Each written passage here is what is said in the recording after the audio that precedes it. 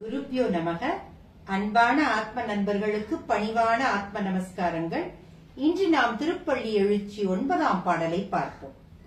விண்ணகத் தேவரும் நன்னவும் மாட்டா விழுப்பொருளே, உன் தொழுப்பு அடியோன்கள் மண்ணகத்தே வந்து வாழச் செய்தோனே, வன் திருப்பெருந்துரையுரையாய் வழி அடியோம் கண்ணகத்தே நின்று கழித்தரு தேனே, கடலமுதே கரும்பே விரும்பும் அடியார் என்னகத்தாய் உலகுக்கு உயிரானாய் எம்பெருமான் பள்ளி எழுந்தருளாயே என்று இறைஞ்சுகிறார். விண்ணுலக தேவர்களாலும் தானவர்களாலும் நெருங்க முடியாத எம் தலைவனே, வேத வேதாந்தங்களின் முதல் பொருளே, அறிய ஒண்ணா பரம்பொருள் ஆயினும் எங்களை உய்விக்க என்றே நீ இந்த மண்ணுலகம் வந்து பல திருவிளையாடல்கள் செய்து அருள் செய்து வாழ்வித்தாய்.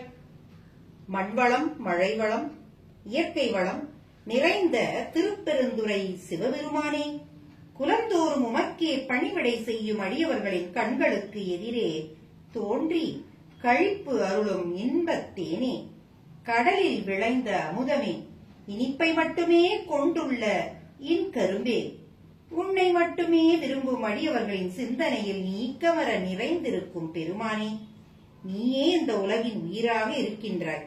நீயே அனைத்திற்கும் ஆதாரமாக இருக்கின்றாய். கருணை கொண்ட எங்கள் பெருமானே, இந்த உலகம் உய்விக்கும் பொருட்டு எங்களுக்கு எழுந்தருள வேண்டும் என்று வேண்டுகிறார் இறைவனை. கண்ணுக்கு இயற்கையாகவும், காதுக்கு இசையாகவும், நாசிக்கு மனமாகவும், நாவுக்கு இனிப்பாகவும், மெய்க்கு குளிர் தென்றலாகவும் விளங்கும் ஈசனே, எதையெல்லாம் நிலைத்து நிற்கும் இன்பமாக உணர்கிறோமோ அவையெல்லாம் சிவ வடிவமே. சிவமே அனைத்திற்கும் மூலம். நமச்சிவாய என்ற திரு 5 எழுத்தே மந்திரங்கள் அனைத்திற்கும் மூலம். திருநீரே அனைத்து செல்வத்திலும் உயர்ந்த செல்வம். ருத்ராட்சமே ஆபரணங்களில் உயர்ந்த பூஷணம் என்பது சைவர்கள் நம்பிக்கை. பேதங்களற்ற நிலையே சைவம் வலியுறுத்தும் உயர் பாட்கோடு. அதாவது சிவம் என்று கொண்டவர்க்கு ஜாதி, மொழி, இன பேதம் ஏது? பக்தி சரணாகதி என்பதன் அர்த்தமே அடியார்களை போற்றுதல்தான்.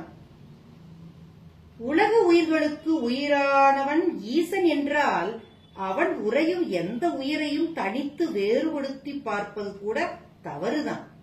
சிவத்தை சைவத்தை சார்ந்து நிற்கும் எவரும் எந்த பேதமும் பார்த்தல் கூடாது. அதுவே சைவ நெறி கற்றுக் கொடுக்கும் பாடம்.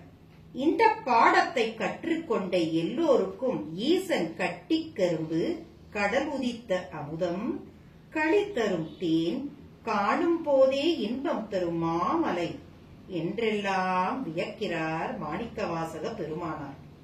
ஆகையால் வாருங்கள், நாமும் அந்த 5 எழுத்து மகா மந்திரத்தை கூறி உய்வோமாக. ஓம் நமச்சிவாய. கிருஷ்ணார்பணம்.